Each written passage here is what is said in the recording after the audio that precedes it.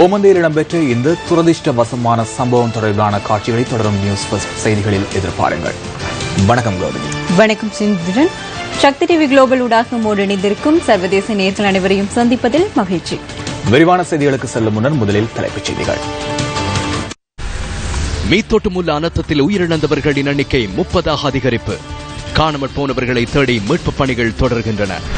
மே 1ஆம் தேதியிலிருந்து நகர அபிவிருத்தி அதிகார சபையின் இடங்களில் குப்பை கொட்டுவது தடை. நுரைச்சோலை இயந்திரம் ஒன்று மீண்டும் செயலிழந்துள்ளது. பிள்ளையான் எதிர்வரும் 28ஆம் தேதி வரை மீண்டும் விளக்கமறியலில்.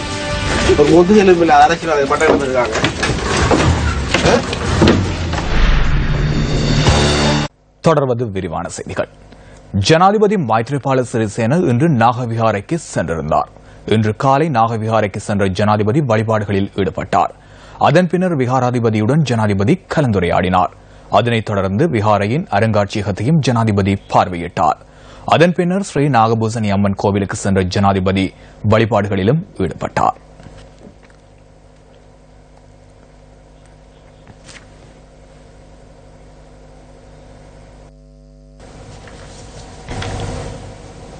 இலங்கை மற்றும் வியட்நாமுக்கு இடையில் எதிர்வரும் சில வருடங்களில் வர்த்தக ரீதியான கொடுக்கல் வாங்கல்களை $1 பில்லியன் வரை அதிகரித்துக் கொள்வதற்கு இரு நாட்டு பிரதமர்களும் இணக்கம் தெரிவித்துள்ளனர். வியட்நாமுக்கான உத்தியோகபூர்வ விஜயத்தில் ஈடுபட்டுள்ள பிரதமர் ரணில் விக்ரமசிங்கவுக்கு அந்த நாட்டின் தலைநகர் ஹினோயில் அமைந்துள்ள ஜனாதிபதி மாளிகையில் ராணுவ அணிவகுப்பு மரியாதை செலுத்தப்பட்டது. இதன்போது வியட்நாம் பிரதமர் குயன் ஷுன் ஃபு பிரதமர் ரணில் விக்ரமசிங்கவுக்கு வரவேற்பு அளித்தார். இரண்டு பிரதமர்களுக்கும் இடையில் நடைபெற்ற பேச்சுவார்த்தையின் போது அரசு மற்றும் தனியார் துறைகளின் ஒத்துழைப்புகளை அதிகரித்தல் தொடர்பிலும் இணக்கம் எட்டப்பட்டுள்ளது. அத்துடன் இரண்டு நாடுகளுக்கும் இடையிலான ஒன்றிணைந்த ஆணைக்குழுவின் செயற்பாடுகளை மீளாய்வு செய்து இரு தரப்புக்கும் இடையிலான தொடர்புகளை மேலும் வலுவூட்டுவதற்கான நிலையான அமைப்பொன்று ஏற்படுத்துவதற்கும் தீர்மானிக்கப்பட்டதாக பிரதமர் அலுவலகம் விடுத்துள்ள அறிக்கையில் குறிப்பிடப்பட்டுள்ளது. தென்சீன கடற்பிராந்தியத்தில் அமைதி மற்றும் ஸ்திரத்தன்மை தொடர்பாக கலந்துரையாடியுள்ள இரு நாட்டு பிரதமர்களும் சர்வதேச சட்டத்திட்டங்களுக்கு அமைவாக அமைதியான செயற்பாடு ஒன்றினூடாக இதற்கு தீர்வு காணப்பட வேண்டும் எனவும் தெரிவித்துள்ளனர். வியட்நாம் 30 வருட கால குரூர யுத்தத்தை எதிர்நோக்கியிருந்தது. பிரான்ஸ் அமெரிக்க நாடுகளின் இராணுவங்களை எதிர்கொண்டது. எல்லா சிரமங்களையும் அனுபவித்ததன் பின்னர் தமது நாட்டையும் பாதுகாத்துக் கொண்டு 20 வருடங்களில் தமது நாட்டை பொருளாதார அபிவிருத்தி பாதையில் செல்கின்றது. 30 வருட யுத்தத்தை எதிர்கொண்ட இலங்கை மக்களான நாமும் வியட்நாமை பின்பற்றி எமது மக்களுக்கு சிறந்த வாழ்க்கையை ஏற்படுத்தி கொடுக்க வேண்டும். இதேபோன்றதொரு நீண்டகால பொருளாதார அபிவிருத்தியை நோக்கி நாமும் செல்ல வேண்டியுள்ளது. வியட்நாம் என்பது புதிய இடமல்ல. தேரவாத பௌத்தம் வியட்நாமிலிருந்தே வந்தது. எமது அனுபவங்களினூடாக நாம் ஒன்றிணைந்து நாம் முன்னேற்றத்திற்காக முன்னேறி செல்லும் பயணமே இங்கு ஆரம்பமாகியுள்ளது. இந்த திட்டங்களை விரைவாக நாம் நிறைவு செய்து இலங்கைக்கு வருமாறு இந்த நாட்டின் பிரதமருக்கு அழைப்பு விடுக்க உள்ளோம். சிங்கள தேரவாத பௌத்தாகம ஆவி வியட்நாமில். இதேவேளை இலங்கைக்கும் வியட்நாமுக்கும் இடையிலான 2 புரிந்துணர்வு உடன்படிக்கைகள் இன்று கைச்சாத்திடப்பட்டன. 2017-2019 ஆண்டு கால பகுதிக்கான விவசாய அபிவிருத்திக்கான ஒத்துழைப்பு கருதி செயற்திறனான திட்டங்களை முன்னெடுப்பதற்கான உடன்படிக்கையில் வியட்நாம் விவசாய அமைச்சர் சவோ டுஃபட் மற்றும் கல்வி ஒத்துழைப்புக்கான உடன்படிக்கையில் அந்த நாட்டின் கல்வி அமைச்சர் ஃபாம்லு லுவன் ஆகியோர் கைச்சாத்திட்டுள்ளனர். இலங்கை சார்பாக வியட்நாமுக்கான இலங்கை தூதுவர் ஹசாந்தி திசாநாயக்க கைச்சாத்திட்டார். பிரதமர் ரணில் விக்ரமசிங்க வியட்நாம் சோசியலிச குடியரசின் வீரஸ்தூபிக்கும் மலரஞ்சலி செலுத்தினார்.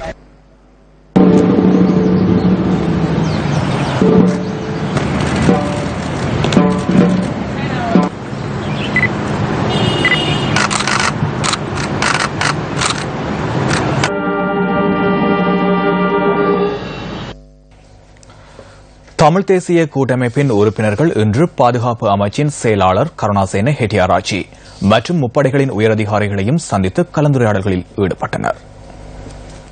பாதுகாப்பு செயலாளரின் அலுவலகத்தில் இந்த சந்திப்பு இடம்பெற்றுள்ளது. அதன்போது கலந்துரையாடப்பட்ட விடயங்கள் தொடர்பில் விளக்கமளிப்பதற்காக ஊடக சந்திப்பொன்று ஏற்பாடு செய்யப்பட்டிருந்தது. பல்வேறு காரணங்களுக்காக நீங்கள் கைப்பற்றி அந்த காணிகள் என்ன உங்களிடம் இருக்கின்றது.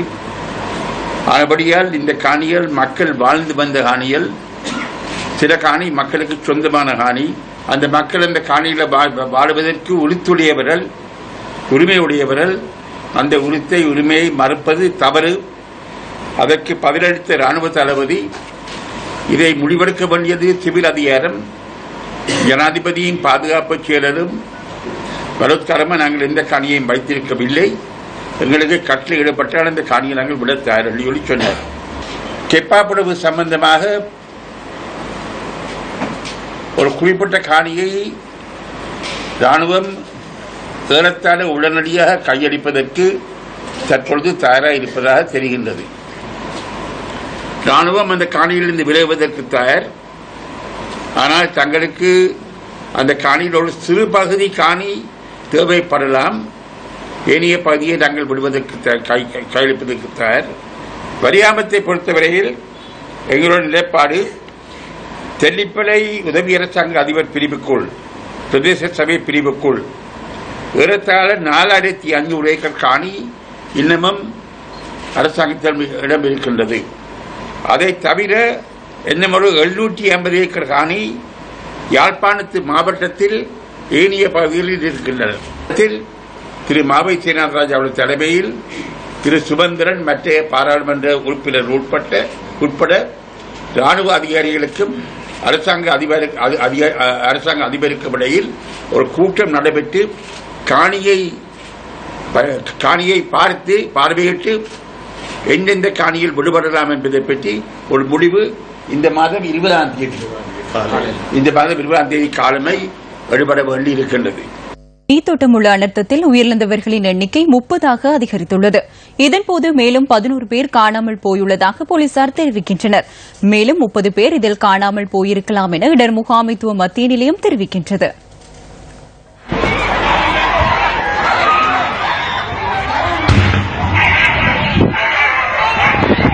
புத்தாண்டு பிறந்து ஒரு சில மணி நேரங்களில் மீத்தோட்டம் உள்ள பகுதியில் இந்த அனர்த்தம் ஏற்பட்டது.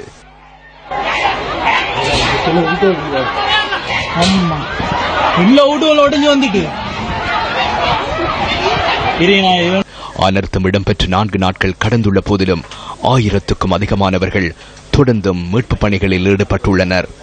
வீடுகளுக்கு அருகில் இருந்த வீதி ஒன்று குப்பை மேட்டினால் முற்றாக மூடப்பட்டுள்ளது. அதன் ஒரு பகுதியை இன்று அடையாளம் காண முடிந்தது. இதுவரை வெளியாகியுள்ள தகவல்களின்படி 145 வீடுகள் சேதமடைந்துள்ளதாக தெரிவிக்கப்படுவதுடன் 180 குடும்பங்களைச் சேர்ந்த 625 பேர் இடம்பெயர்ந்துள்ளனர். கொழும்பு மாநகர சபை மதிப்பீட்டை செய்யும் வரை காத்திருந்த மக்களை இன்று குப்பை மேட்டில் சிக்கியுள்ளனர். இந்த வீடுகளில் இருக்க வேண்டாம் என கருப்பு நிறத்தில் இலக்கங்களை இட்டிருந்தனர். அபாயமிக்க பகுதி என்றால் மக்களை அகற்றியிருக்க வேண்டுமல்லவா? குப்பையின் துர்நாற்றத்தை இல்லாமல் செய்ய ரசாயன பொருட்களை பயன்படுத்துவதாக கொழும்பு நகர ஆணையாளர் விக்கியானுர நாம் வினவிய போது ஏற்றுக்கொண்டார். 2 மாதங்களுக்கு முன்னர் அவ்வாறு ரசாயன பதார்த்தம் இடப்பட்டதாக அவர் கூறினார். இந்த குப்பை மேட்டிற்கு அருகில் உள்ள 130 வீடுகளைச் சேர்ந்த மக்களை அங்கிருந்து வெளியேறுமாறு தேசிய கட்டிட ஆய்வு நிலையம் ஆலோசனை வழங்கியுள்ளது.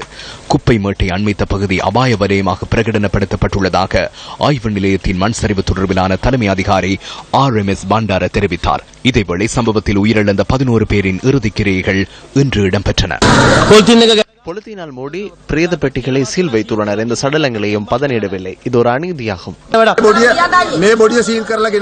சடலத்தை சீல் வைத்தே கொண்டு வந்தனர். பொலித்தீனால் மறைத்து டேப் ஒட்டியுள்ளனர். மிக மோசமான வேலையை இவர்கள் செய்துள்ளனர். 1500 ரூபாய் பெறுமதியான பிரேத பெட்டியை வழங்கியுள்ளனர்.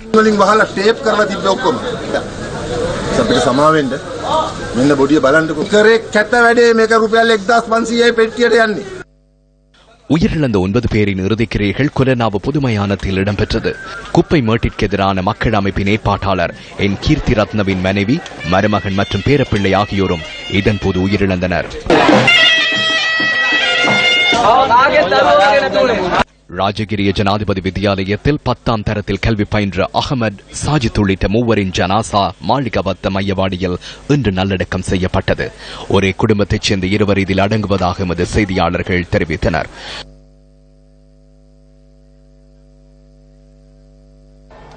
சட்டம் மற்றும் ஒழுங்கு அமைச்சர் சாகல ரத்நாயக்க, ராணுவ தளபதி மற்றும் போலீஸ் மா அதிபர் ஆகியோர் இன்றும்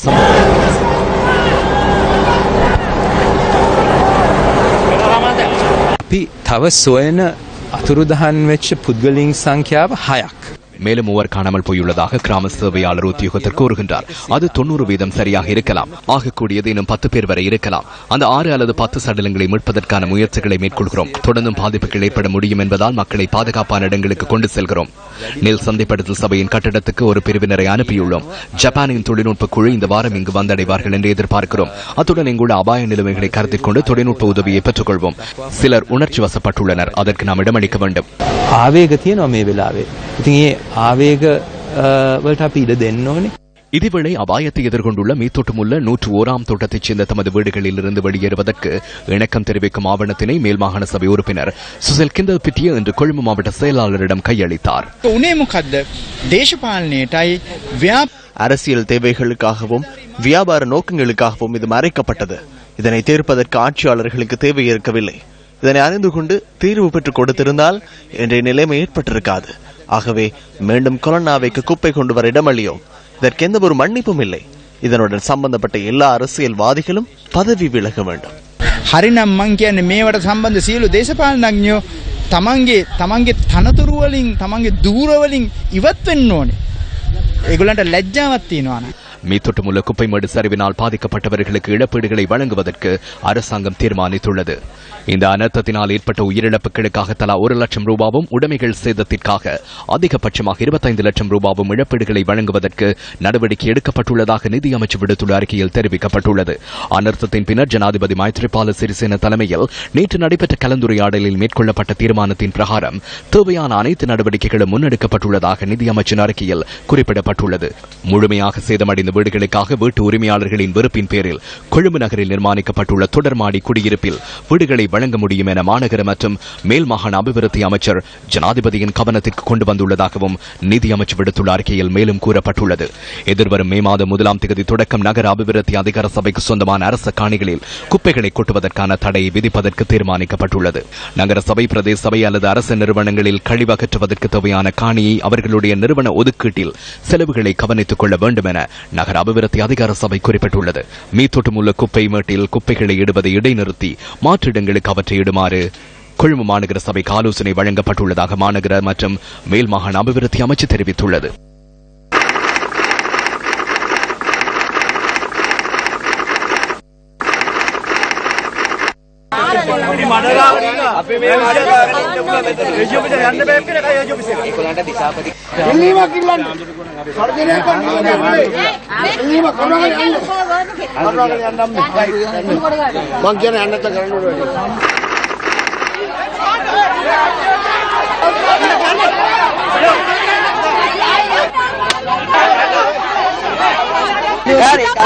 உங்களுக்கு மனசாட்சி இல்லையா? ஏன் எமக்கு இவ்வாறு செய்கிறீர்கள்? எமக்கு பிள்ளைகள் இருக்கிறார்கள், உங்களுக்கு புரிவதில்லையா?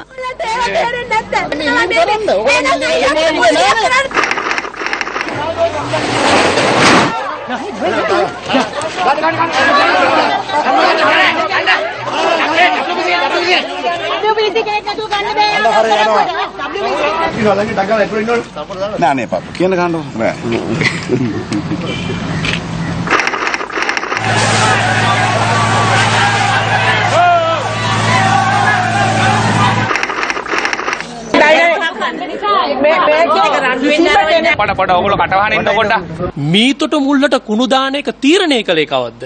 மீதொட்ட முல்லைக்கு குப்பை கொட்ட இப்போது தீர்மானம் எடுக்கப்பட்டது.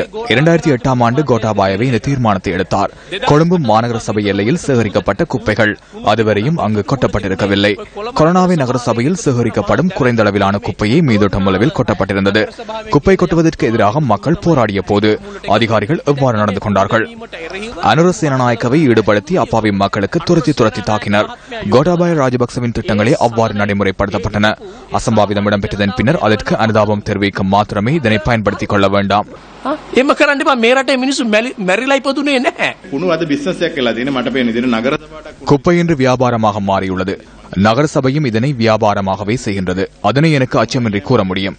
குப்பைகளை கொண்டு செல்வது வியாபாரமாகிவிட்டது. குப்பைகளை விற்பனை செய்வதும் வியாபாரமாகிவிட்டது.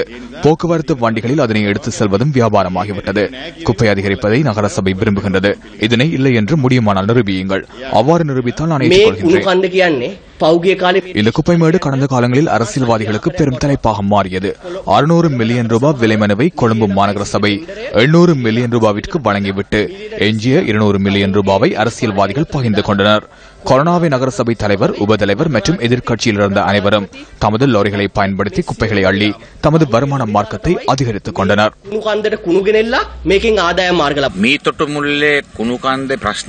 மீதொட்டமுள்ள குப்பைமேடு தொடர்பிலான பிரச்சினைக்கு இந்த அரசாங்கமும் இதற்கு முன்னர் இருந்த அரசாங்கமும் பொறுப்பு கூற வேண்டும்.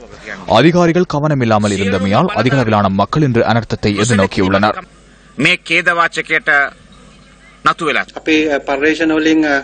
நாம் மேற்கொண்ட ஆய்வுகளின் போது மீதோட்டம் உள்ள குப்பைமேடு தொடர்பிலான முன்னெச்சரிக்கையை வழங்கியிருந்தோம். இந்த குப்பைமேடு உயர்ந்து செல்வதனால் கீழ்ப்புறத்தில் சரிவு ஏற்பட முடியும் என்றும் கூறியிருந்தோம். இந்த விடயம் தொடர்பில் சம்பந்தப்பட்ட நிறுவனங்களுக்கும் பொதுமக்களுக்கும் குறிப்பிட்டிருந்தோம். எந்த ஒரு சந்தர்ப்பத்திலும் குப்பைமேடு சரிந்துவிட அல்லது மண் சரிவு அபாயம் ஏற்பட முடியும் என்று நாம் அறிந்திருந்தோம். இவ்வாறு அதிகளவிலான குப்பை ஒரு இடத்தில் குவிந்தால் பொறியியலாளர் தொழில்நுட்பத்தின்படி இதற்கான தீர்வுகளை பெறுவது மிகவும் சிரமமானது.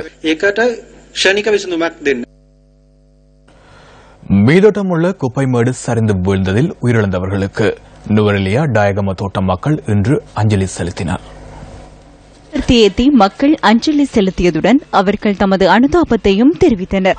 மேலும் 1 நிமிட மௌன அஞ்சலியும் செலுத்தினர். அனர்த்தத்தில் பாதிக்கப்பட்டவர்கள் விரைவில் வழமைக்கு திரும்ப வேண்டும் எனவும் சம்பந்தப்பட்ட அதிகாரிகள் பாதிக்கப்பட்டவர்களுக்கான நிவாரணங்களை வழங்க வேண்டும் எனவும் நுவரெலியா டயகம தோட்ட மக்கள் குறிப்பிட்டுள்ளனர். இவ்வாறானதொரு அனர்த்தம் இனிமேலும் இடம்பெறக்கூடாது எனவும் அந்த மக்கள் தெரிவித்துள்ளனர். ஏற்பாடு செய்யப்பட்ட ஒரு விதத்தில் யாராக இருந்தாலும் வீடு இன்னைக்கு இல்லை, எத்தனை பேர் சொல்லலாம். அதாவது 600 பேர் இன்னைக்கு வீடு வாசல் அடைந்து ஓரிரு நாட்களாகியும் தலைநகரில் குப்பை கூளங்கள் ஆங்காங்கே தேங்கியிருக்கும் காட்சிகள் எமது கேமராக்களில் இவ்வாறு பதிவாகின.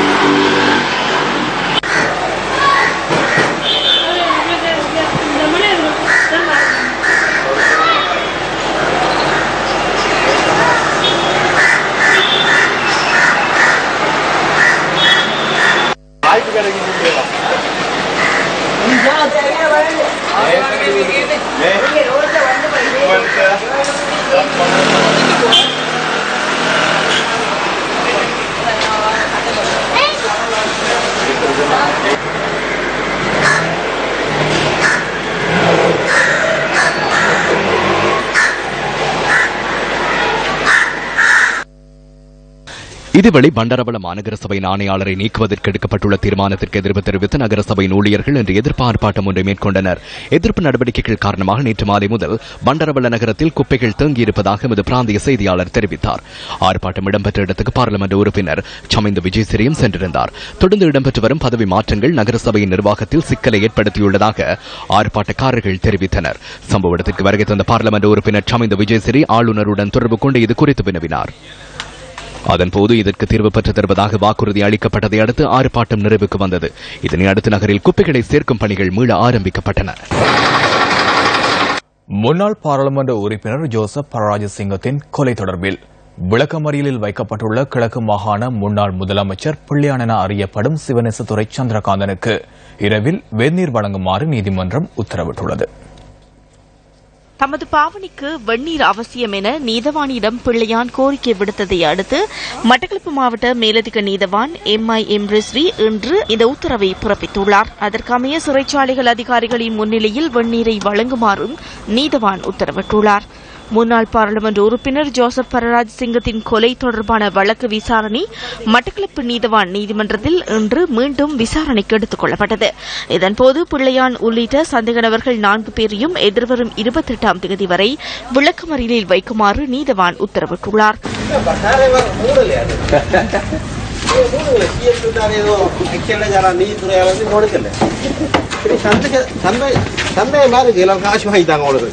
ஒரு முதுகெலும்பு இல்லாத அரசியல்வாதி பட்டம் இருக்காங்க. விருப்பத்தை தான் நிறைவேற்றணும். சாரவார் பிராந்திய பிரதேச சட்டங்களை கூறுற மேல இதை நல்லா தெரிஞ்சு உட்படலாம் இருக்கிறது முக்கியமான கவலையான விஷயம். வவுனியா கொம்பு வைத்த குளம் பகுதியில் விவசாய கிணற்றில் விழுந்த சில யானைகளை காப்பாற்றுவதற்காக சென்ற வனஜீவராசிகள் பாதுகாப்பு திணைக்கள உத்தியோகத்தர்களால் யானையுற்று சுட்டு வீழ்த்தப்பட்டுள்ளது. கொம்பு வைத்த குளம் பகுதியில் உள்ள விவசாய கிணற்றில் நேற்று மாலை 4 யானைகள் வீழ்ந்துள்ளன. 2 தாய் யானைகளும் 2 குட்டி யானைகளும் கிணற்றில் வீழ்ந்தன. அதன் பின்னர் ஓமந்தை போலீசார் மற்றும் வவுனியா வனஜீவராசிகள் பாதுகாப்பு திணைக்கள உத்தியோகத்தர்கள் அந்த இடத்திற்கு சென்றிருந்தனர். பெரும் முயற்சியின் பின்னர் இரவு வேளையில் 2 குட்டி யானைகளும் கிணற்றிலிருந்து மீட்கப்பட்டன.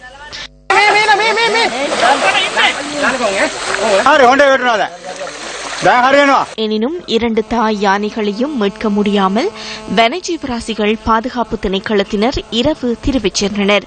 அதன் பின்னர் இன்று காலை ஓமந்தை போலீசார் மற்றும் வனஜீவராசிகள் பாதுகாப்பு திணைக்களத்தினால் 2 தாய் யானைகளை மீட்கும் பணிகள் ஆரம்பிக்கப்பட்டிருந்தன.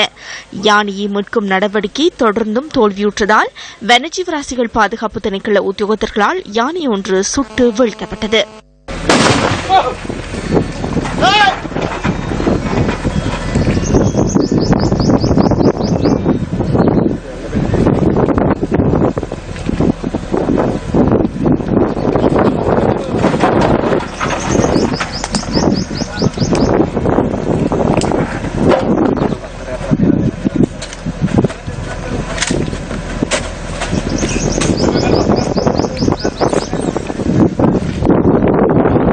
அதன் பின்னர் கிணற்றிலிருந்து மற்றொரு யானை மீட்கப்பட்டது. யானை மீது மேற்கொள்ளப்பட்ட துப்பாக்கி பிரயோகத்தினால் அதன் மூளையில் ஏற்பட்ட உயர் அழுத்தம் காரணமாக யானை உயிரிழந்துள்ளதாக மரண பரிசோதனையின் மூலம் தெரியவந்துள்ளது. காட்டு யானை காட்டுக்கு செல்லவிருந்த வீதியில் பெக்கோ வண்டி இருந்தமையினால் யானைக்கு காட்டுக்கு செல்ல முடியவில்லை. பெக்கோ வண்டியை அவ்விடத்திலிருந்து சற்று ஒதுக்காமல் யானை மீது வனஜீவராசி உத்தியோகத்தர்கள் துப்பாக்கி பிரயோகம் மேற்கொண்டனர். இதனால் யானைக்கு உயிரிழக்க வேண்டி ஏற்பட்டது. நுரைச்சோலை அனல் மின் உற்பத்தி நிலையத்தில் உள்ள மின்பிரப்பாக்கி ஒன்று செயலிழந்துள்ளது. குறித்த மின்பிரப்பாக்கியின் கொதிகலனில் ஏற்பட்ட வாயு கசிவு காரணமாக மின்பிரப்பாக்கி செயலிழந்துள்ளதாக மின்சக்தி மற்றும் மீள் புதுப்பிக்கத்தக்க சக்தி அமைச்சின் ஊடக பேச்சாளர் சுலக்ஷன ஜெயவர்தன குறிப்பிட்டுள்ளார். இதன் காரணமாக மின் விநியோகத்தை சீராக்குவதற்காக சில பகுதிகளுக்கு மின்சாரம் துண்டிக்கப்பட்டதாகவும் அவர் தெரிவித்துள்ளார். இரத்னபுரி, மத்துகம, கொஸ்கம மற்றும் பாணந்துறை ஆகிய பகுதிகளில் கிரீட் உப மின் நிலையங்களினூடாக முன்னெடுக்கப்படும் மின்சார விநியோகமே துண்டிக்கப்பட்டதாகவும் சுலக்ஷன ஜெயவர்தன தெரிவித்துள்ளார். எனினும் தற்போது மின்சார விநியோகம் வழமைக்கு திரும்பியுள்ளதாக செயலிழந்த மின்பிரப்பாக்கியில் திருத்தப் பணிகள் நிறைவு செய்யப்பட்டுள்ளதாகவும் மின்சக்தி மற்றும் மீள் புதுப்பிக்கத்தக்க சக்தி அமைச்சின் ஊடக பேச்சாளர் சுலக்ஷன ஜெயவர்தன குறிப்பிட்டுள்ளார். அபிவிருத்தி திட்டங்கள் நடைமுறைப்படுத்தப்படும் பொழுது அதனால் ஏற்படும் பாதிப்புகள் தொடர்பில் கவனத்தில் கொள்ள வேண்டியது அவசியம். இரணிமடுக்குள புனரமைப்புக்கு மேய்ச்சல் தரையில் மண் அகலப்படுவதால் பாதிப்புகள் ஏற்படுவதாக விவசாயிகள் குற்றம் சாட்டுகின்றனர். சர்வதேச விவசாய அபிவிருத்தி நிதியத்தின் பெருந்தொகை நிதியுதவியுடன் இரணிமடு அபிவிருத்தி திட்டங்கள் முன்னெடுக்கப்பட்டு வருகின்றன. வாய்க்கால் புனரமைத்தல், பாலங்கள் அமைத்தல் உள்ளிட்ட பல்வேறு அபிவிருத்திகள் மேற்கொள்ளப்பட்டு வருகின்றன. இந்த திட்டங்கள் வரையப்படும் போது அவற்றுக்கு பொருத்தமற்ற வகையில் இடங்கள் தெரிவு செய்யப்பட்டு மண்ணகழ்வு மேற்கொள்ளப்படுவதாகவும் விவசாயிகள் தெரிவித்திருந்தனர். இரணிமடு விவசாய அபிவிருத்தி திட்டங்களில் இடம்பெறும் மோசடிகள் மற்றும் முறையற்ற மண்ணகழ்வு தொடர்பாக வடமாகாண விவசாய அமைச்சர் பொன்னுத்துரை ஐங்கரநேசனிடம் நாம் கடந்த வாரம் வினவியிருந்தோம். இந்த திட்டம் நேரடியாக மத்திய அரசாங்கத்தினால் முன்னெடுக்கப்படுவதாகவும் அது குறித்து தாம் எதுவும் அறிந்திருக்கவில்லை என்றும் வடமாகாண அமைச்சர் குறிப்பிட்டார். வடமாகாண விவசாய அமைச்சர் பொன்னுத்துரை ஐங்கரநேசனின் பொறுப்பற்ற கருத்து தொடர்பில் விவசாயிகள் அதிருப்தி வெளியிடுகின்றனர். இரண்டமடவுக்கு கீழே பாயிற தண்ணீர இந்த அநியாயம் நடந்தது தங்களுக்கு தெரியாதுன்னு சொல்லி பொறுப்பில்லாமல் இது மத்திய அரசுன்னு சொல்லி அரசாங்கத்தின் இந்த ஊழியற்ற மாதிரி தலையில சுமத்தி போட்டு தாங்கள் சுகமாக தப்பிக்கொள்ளலாம்ன்றது அவ்வளவு ஒரு புனிதமான வேலை இல்லை. ஏனென்றால் இந்த மண் நிச்சயமாக கிண்டி எடுத்தது ஒரு பாரிய குற்றம். அந்த குற்றத்தை நிவர்த்தி செய்யறதுக்கு நான் இல்லை அவர் இல்லை நான் என்று எங்கண்ட ஏழைகள் இந்த விவசாய நிலத்தில இந்த விவசாய கால்நடை மேற்கத்திரவையில் அல்லது அது ஏதாவது ஒன்றில தாங்கள் பொறுப்பில்லாமல் நடந்து கொள்றது மாகாண அரசுக்கு பெருசா பொருத்தமில்லை என்று சொல்ல முடியாது. ஏனென்று கேட்டால் மாகாண அரசுல உள்ளவை தான் இதுல மலைநாட்டு விழா செய்தவை. என்னத்துக்கு செய்தவை? ஒன்றும் தெரியாமல் செய்தவையோ இல்லை, அவையில் ஏதோ ஒரு தேவையை கருதி தான் வந்திருக்கணும். இத்துடன் நியூஸ் ஃபர்ஸ்டின் இரவு 8 மணி பிரதான செய்திகள் நிறைவடைகின்றன. அடுத்த பிரதான செய்தி இரவு 10:45 எதிர்பாருங்கள். வணக்கம்.